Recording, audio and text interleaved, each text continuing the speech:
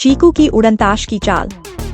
एक घने जंगल में एक नन्हा और चालाक बंदर था जिसका नाम था चीकू। चीकू को शरारतें करना और दूसरों को बेवकूफ बनाना बहुत पसंद था। लेकिन एक दिन उसकी चालाकी उस पर ही भारी पड़ गई और यही उसकी सबसे मजेदार और अजीब यात्रा की शुरुआत थी। पहला मिनट, चीकू जंगल में इधर उधर कूदता हुआ चला जा रहा था जब अचानक उसे एक पुराना ताश का पत्ता मिला। पत्ते पर एक अजीब चिन्ह बना हुआ था। वाह, क्या ये जादुई पत्ता है, चीकू ने सोचा। बिना ज्यादा सोचे समझे उसने ताश के पत्ते को जोर से घुमाया।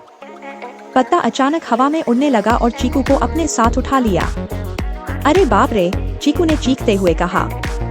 उसे नहीं पता था कि वह कहाँ जा रहा है।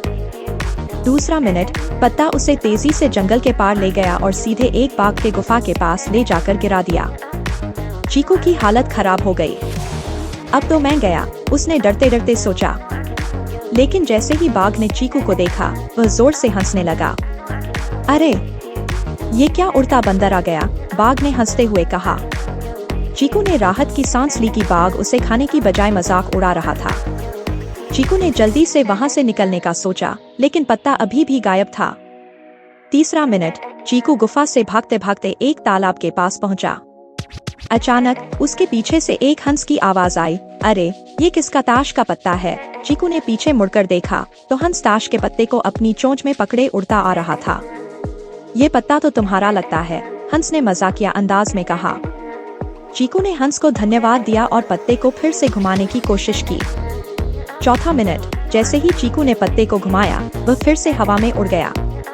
इस बार पत्ता उसे सीधा एक झरने के ऊपर ले गया और उसे झरने के किनारे छोड़ दिया। चीकू ने डरते हुए नीचे देखा, अब कहाँ जा रहा हूँ? लेकिन तभी पत्ते ने उसे नीचे गिरने से पहले सुरक्षित तरीके से एक बड़े पत्थर पर बिठा दिया। चीकू अब समझ गया कि यह पत्ता केवल शरारती था, लेकिन उससे ज्यादा चालाक नहीं। पांचवा मिनट, आखिरकार पत्ता ने चीकू को धीरे धीरे वापस जमीन पर उतार दिया। चीकू ने पत्ते को देखा और हंसते हुए बोला, तुम तो मुझसे भी ज्यादा शरारती निकले। उसने ताश के पत्ते को फिर से घुमाया, लेकिन इस बार पत्ता हवा में गायब हो गया। चीकू ने चैन की सांस ली और सोचा, आज तो मेरी उड़न ताश की चाल ने मुझे काफी सबक सिखा दिया। संदेश, चालाकी और शरारतें कभी कभी खुद पर भी भारी पड़ सकती हैं, लेकिन उनसे हम मजेदार सबक जरूर सीख सकते हैं।